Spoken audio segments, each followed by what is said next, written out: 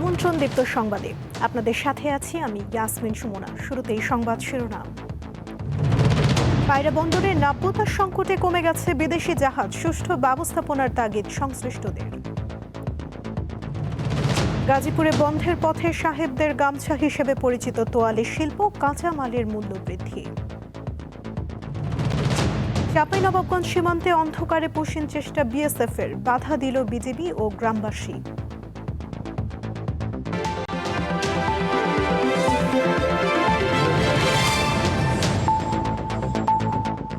এবারে বিস্তারিত।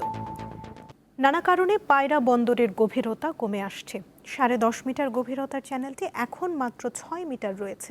এতে হ্রাস পাচ্ছে বিদেশি জাহাজের আগমন। তাই দ্রুত ড্রেজিং ও সুষ্ঠু ব্যবস্থাপনার মাধ্যমে নাব্য রক্ষার তাগিদ দিয়েছেন সংশ্লিষ্টরা।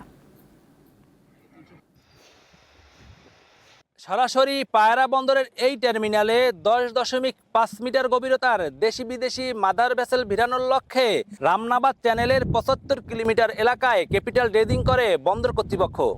তবে 2023 সালে ক্যাপিটাল ড্রেজিং শেষ হওয়ার পর মেইনটেনেন্স ড্রেজিং না হয় রামনাবাদ চ্যানেলে নাব্যতা সংকট দেখা দেয়। ক্যাপিটাল ড্রেজিংয়ের সাথেই কিন্তু আপনার মেইনটেনেন্স ড্রেজিংটা যুক্ত থাকা দরকার ছিল, কিন্তু মেইনটেনেন্স ড্রেজিংটা যেহেতু আর অ্যাপ্রুভাল ছিল না, সো হঠাৎ করে আমার গভীর চ্যানেলটা কোনো ধরনের ড্রেজিং করা বন্ধ হয়ে গেল। তো তাতে করে কি হচ্ছে, আমার আপার স্ট্রিপ থেকে যেই পলিগুলো আসতো এবং জাহাজ মুভমেন্টের কারণে ধরেন কিছু চলে যেত, কিন্তু তারপরেও আস্তে আস্তে আপনার সেডিমেন্টেশনগুলো জমা হতে থাকলো। তো সোজা বাংলায় যদি আমি জিনিসটা বলি, ওইটা তো খনন করে যেই মাটিটা যেটা ছিল, সে থকথকে ভারী মাটি যেটা ছিল, ওইটাকে রিমুভ করা হয়েছে। এর উপরে এখন আপস্ট্রিম থেকে পলিগুলো এসে জমা হয়েছে। এই পলিগুলো কি নরম পলি। সো এখন যেটা আমাদের আসলে দরকার ছিল সেটা হচ্ছে যে এই পলিগুলোকে সরায় দেওয়া। মেইনটেনেন্স ড্রেজিং এবং 2টি হপার ড্রেজার ক্রয়ের লক্ষ্যে 4,500 কোটি টাকার একটি প্রকল্প টেকনিকে অনুমোদনের অপেক্ষায় রয়েছে। এই প্রকল্পটি বাস্তবায়ন হলে বন্দর থেকে সরকার বছরে আয় করতে পারবে প্রায় 2,000 কোটি টাকা। 2025-26 অর্থ বছরে এখন পর্যন্ত 29টি বাণিজ্যিক জাহাজ পায়রা বন্দরে প্রবেশ করে। পায়রা বন্দর শুরু থেকে এখন পর্যন্ত প্রায় কাস্টম এবং বন্দর কর্তৃপক্ষ মিলে প্রায় 2600 কোটি টাকা আয় করতে সক্ষম হয়। এর মধ্যে বন্দরের প্রায় 950 কোটি টাকা রাজস্ব আয় হয়। পূর্ণ সক্ষমতায় পায়রা বন্দরের অপারেশনাল কার্যক্রম শুরু হলে বদলে যাবে দক্ষিণাঞ্চলের অর্থনৈতিক চিত্র। পটুয়াখালীর পায়রা বন্দর থেকে মোহাম্মদ ইমরান, দীপ্ত টিভি। প্রায় 50 বছর ধরে একচেটিয়া বাজার ধরে রাখার পর গাজীপুরে বর্তমানে বন্ধের পথে সাহেবদের গামছা নামে পরিচিত টাওয়াল বা তোয়ালে শিল্প। সুতা ও রংসহ কাঁচামালের লাগামহীন মূল্য বৃদ্ধি এবং ঘন ঘন লোডশেডিংয়ের কারণে সংকটে পড়েছে এই শিল্প। একসময় গাজীপুরের কালীগঞ্জ উপজেলার রাস্তা দিয়ে চলার সময় সারাক্ষণ কানে বাজত তাঁতের খটখট শব্দ, যে শব্দে নাকি ঘুমও ভেঙে যেত মানুষের। স্বাধীনতা পরবর্তী সময়ে উপজেলার প্রায় 10টি গ্রামের মানুষ এই শিল্পের মাধ্যমেই জীবিকা নির্বাহ করত। তবে এক সময়কার রমরমা এই তোয়ালে শিল্প গত 8-10 বছর ধরে চলছে ধুকে ধুকে। এর মূল কারণ বিশ্ববাজারে তুলার দাম বৃদ্ধি, পাইকারি বাজারে সুতার দাম বৃদ্ধি সহ সময় মতো কারিগর না পাওয়া। সুতার সমস্যা, রঙের সমস্যা, বিদেশি চাওয়ালের যে আমদানি, তারপর দেশি যে গার্মেন্টসের মালগুলো আছে, এই মালগুলো ছয়লা পড়ে গেছে। আমরা এই ব্যবসা আজকে ক্ষতিগ্রস্ত, ব্যবসা নষ্ট হয়ে গেছে। সুতার দাম বেশি, সুতা আনতে গেলে খরচ বেশি। এই ব্যবসাটা নিয়ে আমরা খুব চিন্তিত। সরকার কোনো অনুদান আঙ্গ দিত, তা আমরা একটু ভালোভাবে চলতাম। ফলে পেশা বদলে অন্য পেশায় যেতে বাধ্য হচ্ছেন তাঁতিরা। কাজকর্ম যাই করি আমরা, সংসার তো এরকম চলে না, সারাদিন কারেন্ট থাকে না। এরপরে মনে করেন আগে একদম খুব ভালো চলতো, আপনার তেলের সংকটে কারণে বিদ্যুৎ থাকে না, বুঝছেন না, তাই অনেক মালিক আপনার কারখানা বিচ্ছালিতেছে।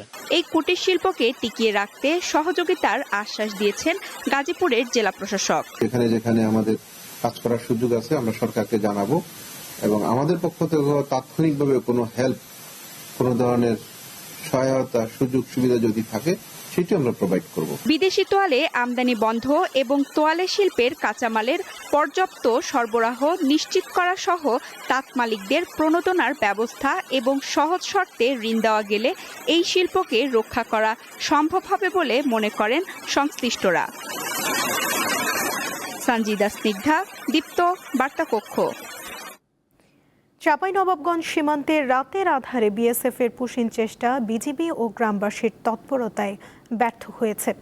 শনিবার সকালে সংবাদ বিজ্ঞপ্তিতে বিজিবি জানায়, গত শুক্রবার রাতে চকপাড়া বিওপির বিপরীতে ভারতীয় সীমান্তের অভ্যন্তরে কিছু লোকের সন্দেহজনক সমাগম টের পেয়ে তাৎক্ষণিক ব্যবস্থা নেয় বিজিবি ও এলাকাবাসী।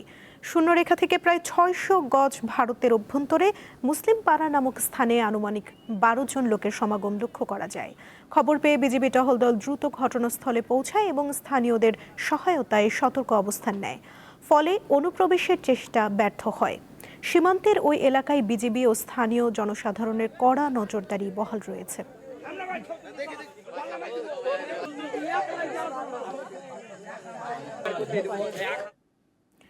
প্রধানমন্ত্রী তারেক রহমান বলেছেন, ৫ই আগস্টের অর্জন কোনো একক ব্যক্তি বা দলের নয়, এটা দেশের মানুষের অর্জন। দুপুরে রাজধানীতে জুলাই জাতীয় সম্মেলনে অংশ নিয়ে এসব কথা বলেন সরকার প্রধান। আইন অনুযায়ী জুলাই হত্যাকাণ্ডের সঙ্গে জড়িতদের বিচারের আশ্বাস দেন তিনি। তবে বিচারের নামে কারো প্রতি যেন অবিচার না হয় সেদিকে সতর্ক থাকার আহ্বান জানান তিনি।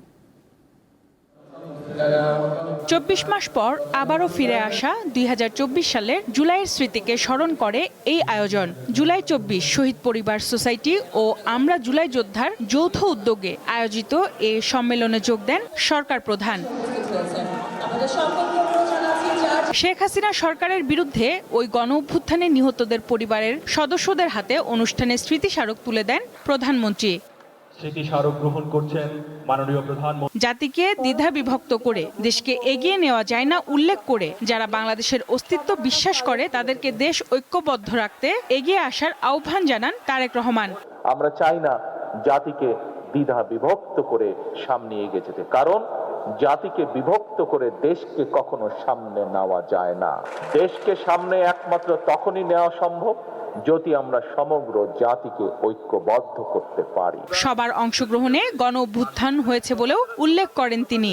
৫ই আগস্ট যে অর্জন আমরা করেছি, এই অর্জন কোনো একক ব্যক্তি, কোনো একক রাজনৈতিক দলের অর্জন নয়, বরং এই অর্জন দল মত নির্বিশেষে বাংলাদেশের প্রত্যেকটি গণতন্ত্রকামী, প্রত্যেকটি শান্তিপ্রিয় মানুষের এটি অর্জন।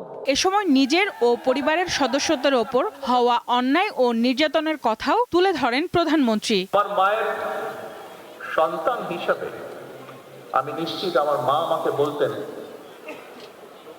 তোমার দায়িত্ব দেশের সকলকে ঐক্যবদ্ধ করে সামনে এগিয়ে যাওয়া, দেশকে সামনে। সঞ্জিদা প্লাবনী, দীপ্ত সংবাদ, ঢাকা। এবারে থাকছে উদ্দীপ্ত যা কিছু ভালো ও উদ্দীপনার।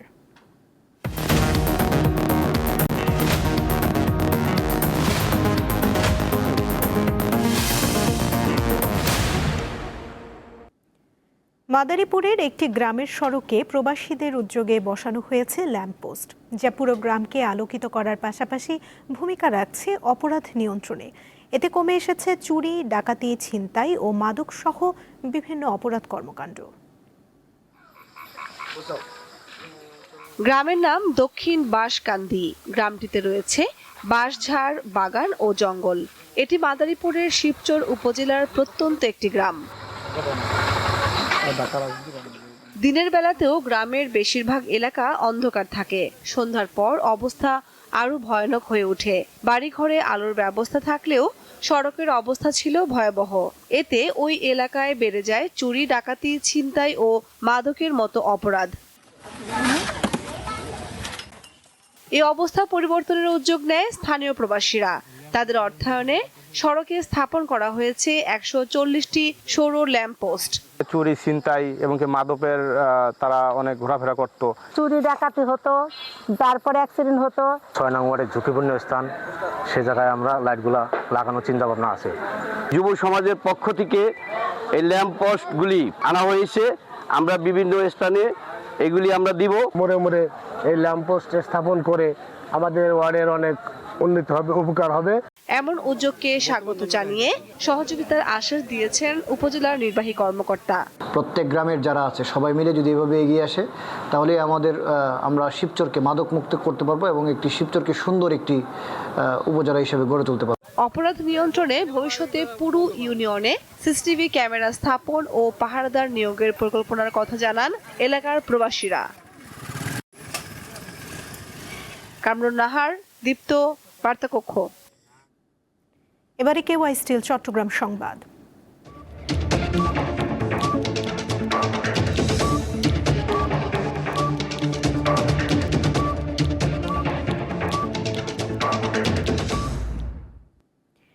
কৃষক কার্ডের মাধ্যমে মধ্যস্বত্বভোগী কমানো সম্ভব হবে বলে জানিয়েছেন কৃষিমন্ত্রী আমিনুর রশিদ। দুপুরে চট্টগ্রামের সংশ্লিষ্ট কর্মকর্তাদের সাথে মতবিনিময় সভায় তিনি একথা বলেন। মন্ত্রী আরও জানান, মধ্যস্বত্বভোগী রোধে ইউনিয়ন পর্যায়ে মিনি কোল্ড স্টোরেজ তৈরির পরিকল্পনা নিয়েছে সরকার। ফলে উৎপাদন ও বাজারের চাহিদার সমন্বয় করা সম্ভব হবে। ইলিশের উৎপাদন বৃদ্ধিতে নানা প্রকল্প হাতে নিয়েছে সরকার বলে জানান মন্ত্রী। কৃষকের উৎপাদিত পণ্যের পাশাপাশি তার বিক্রয় মূল্যকে নিশ্চিত করা, যাতে করে কৃষক ক্ষতিগ্রস্ত না হয়।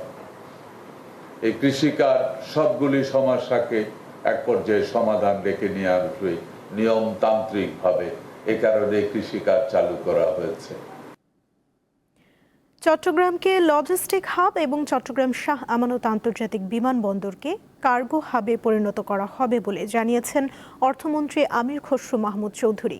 শনিবার চট্টগ্রামের শাহ আমানত আন্তর্জাতিক বিমানবন্দরে গণমাধ্যম কর্মীদের এ কথা বলেন অর্থমন্ত্রী। চট্টগ্রামের উন্নয়নে বিভিন্ন পরিকল্পনার কথা ভাবছে সরকার জানিয়ে তিনি আরও বলেন, চট্টগ্রাম এবং ঢাকার রেল যোগাযোগের সময় কমিয়ে আনার উদ্যোগ নিয়েছে সরকার।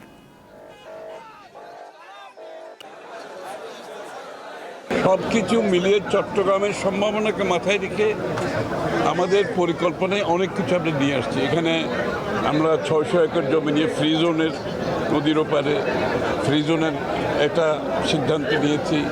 চিটাগাংয়ে অনেকগুলো পোর্ট আমরা করতে যাচ্ছি, একসাথে করতে যাচ্ছি।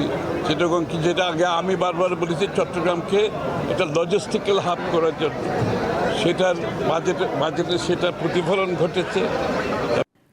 কুড়িগ্রামে বন্যা পরিস্থিতির ধীরে ধীরে উন্নতি হলেও তীব্র হয়েছে নদী ভাঙন। বিলীন হচ্ছে অসংখ্য বসতভিটা, কাঁচা সড়ক ও আবাদি জমি। হুমকির মুখে রয়েছে আরও বহু ঘরবাড়ি ও শিক্ষা প্রতিষ্ঠান সহ বিভিন্ন স্থাপনা। জেলায় ধরলা, তিস্তা ও দুধকুমার নদীর পানি 24 ঘন্টায় হ্রাস পেয়ে বিপদসীমার নিচ দিয়ে প্রবাহিত হচ্ছে। তবে ব্রহ্মপুত্রের পানি চিলমারি, নুনখাওয়া ও হাতিয়া পয়েন্টে বৃদ্ধি অব্যাহত রয়েছে।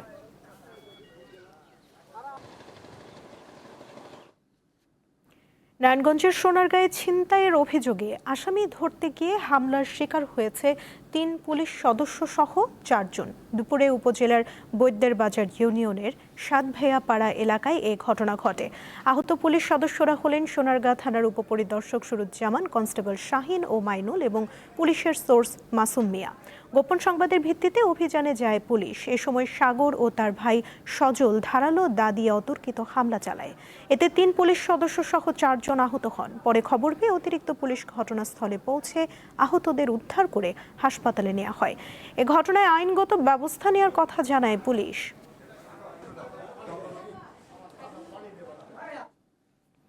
ইস্পাহানি মির্জাপুরের পৃষ্ঠপোষকতায় শনিবার বাংলাদেশ শিল্পকলা একাডেমির জাতীয় নাট্যশালায় দিনব্যাপী অনুষ্ঠিত হয়েছে ইস্পাহানি মির্জাপুর বর্ষাযাপন 2026।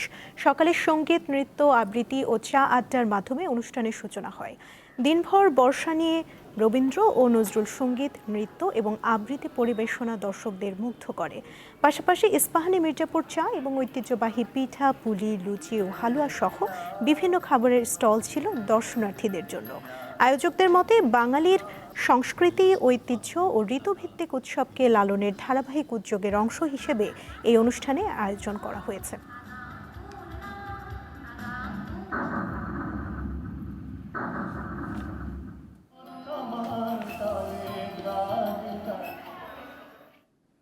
আন্তর্জাতিক প্রসঙ্গ।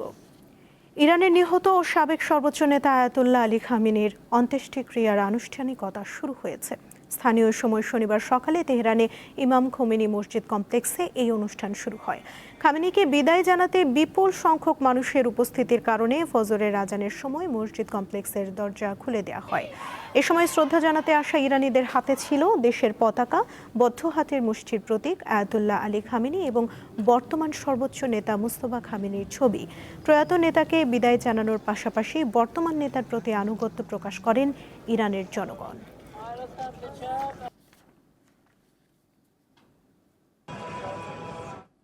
এবারে বিআরবি কেবলস নিবেদিত ফিফা ওয়ার্ল্ড কাপ 2026।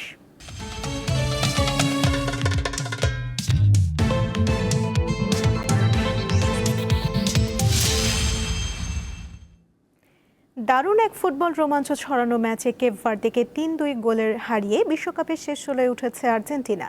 নির্ধারিত সময়ের পর অতিরিক্ত সময়ে ম্যাচ মাঠে গড়ালে শেষ দিকে প্রতিপক্ষের আত্মঘাতী গোলে জয় নিশ্চিত করে বর্তমান চ্যাম্পিয়নরা। রাউন্ড অফ 16-এ আর্জেন্টিনার প্রতিপক্ষ মিশর।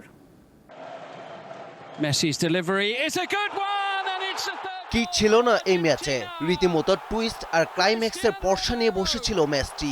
আর্জেন্টিনা দুইবার লিড নিলেও সমতায় ফেরে কেপ ভার্দে। শেষ পর্যন্ত রূপকথা গল্প লেখা হলো না কেপ ভার্দের। ম্যাচ হারলেও দর্শকদের ভালোবাসা নিয়ে বিশ্বকাপ থেকে বিদায় নিতে হয় তাদের, আর স্বস্তির নিঃশ্বাস নেয় মেসি বাহিনী। যুক্তরাষ্ট্রের মিয়ামিতে ম্যাচের শুরু থেকেই বল দখল আর আক্রমণের ধার সবকিছুতেই এগিয়ে ছিল আর্জেন্টিনা। 29 মিনিটে লিওনেল মেসির গোলে এগিয়ে যায় আর্জেন্টিনা। চলতি বিশ্বকাপে এটি MLS 10-এর 7ম গোল আর বিশ্বকাপ ক্যারিয়ারে 20তম। এ নিয়ে বিশ্বকাপে টানা 8ম ম্যাচে গোল করা কীর্তি গড়লেন আর্জেন্টাইন অধিনায়ক। বিরতির পর আক্রমণে সাহসী হয়ে ওঠে কেপ ভার্দে।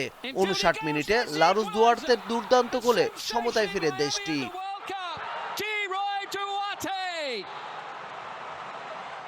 অতিরিক্ত সময়ের প্রথমার্ধে দ্বিতীয় মিনিটেই লিসান্দ্রো মার্তিনেজের দুর্দান্ত গোলে আবারও এগিয়ে যায় আর্জেন্টিনা। তবে 103 মিনিটে বাঁ দিক থেকে সিডনি লোপেসের অসাধারণ কার্লিং শটে আবারও সমতায় ফেরে কেপ ভার্দে। খেলা তখন টাই ব্রেকারের দিকেই এগুচ্ছিল। 111 মিনিটে আসে কেপ ভার্দের নিষ্ঠুর মুহূর্ত। মেসি কর্নার থেকে রোমেলুর হেড বোরহেসের হাতে লেগে খানিকটা দিক পাল্টে জড়িয়ে যায় জালে। আত্মঘাতী এই গোলেই ভেঙে যায় কেপ ভার্দের স্বপ্ন। আর্জেন্টিনা মিশর শেষ 16 ম্যাচটি শুরু হবে আগামী 7 জুলাই বাংলাদেশ সময় রাত 10টায়। পারভেজ খোকন, দীপ্ত স্পোর্টস। বিশ্বকাপের শেষ ষোলোয় উঠেছে মিশর ও কলম্বিয়া। রাউন্ড অফ 32 সবশেষ খেলায় সকালে কলম্বিয়া একমাত্র গোলে হারায় ঘানাকে। রাতে আরেক ম্যাচে টাই ব্রেকারে মোহাম্মদ সালার মিশর হারিয়েছে অস্ট্রেলিয়াকে। বিশ্বকাপের ইতিহাসে এই প্রথম নকআউট পর্বের কোনো ম্যাচ জিতল আফ্রিকার 7বারের চ্যাম্পিয়নরা। খেলায় ইমান আশুর গোলে মিশর এগিয়ে যায় 13 মিনিটেই। দ্বিতীয়ার্ধের 55তম মিনিটে মোহাম্মদ হানির করা আত্মঘাতী গোলে সমতায় ফিরে অস্ট্রেলিয়া। এরপরে অতিরিক্ত সময়ের খেলাও সমতায় শেষ হয় ম্যাচ গড়ায় টাই ব্রেকারে। সেখানে 4-2 ব্যবধানে জয় নিশ্চিত হয় মিশরের। শেষ 16তে ওঠার পথে ঘানার বিপক্ষে কলম্বিয়ার জয় 1-0 গোল ব্যবধানে। ম্যাচের 14 মিনিটে গোলটি করেন জন আরিয়াস। শেষ 16-এ লাতিন আমেরিকার দলটির প্রতিপক্ষ সুইজারল্যান্ড। আগামী মঙ্গলবার বাংলাদেশ সময় রাত 2টায় শুরু হবে শেষ 16-র এই ম্যাচ। দীপ্ত সংবাদ শেষ করার আগে শিরোনামগুলো জানিয়ে দিচ্ছি আরও একবার। পায়রা বন্দরে নাব্যতা সংকটে কমে গেছে বিদেশি জাহাজ, সুষ্ঠু ব্যবস্থাপনার তাগিদ সংশ্লিষ্টদের। গাজীপুরে বন্ধের পথে সাহেবদের গামছা হিসেবে পরিচিত তোয়ালে শিল্প, কাঁচামালের মূল্য বৃদ্ধি। চাঁপাইনবাবগঞ্জ সীমান্তে অন্ধকারে পুশিন চেষ্টা বিএসএফের, বাধা দিল বিজেপি ও গ্রামবাসী।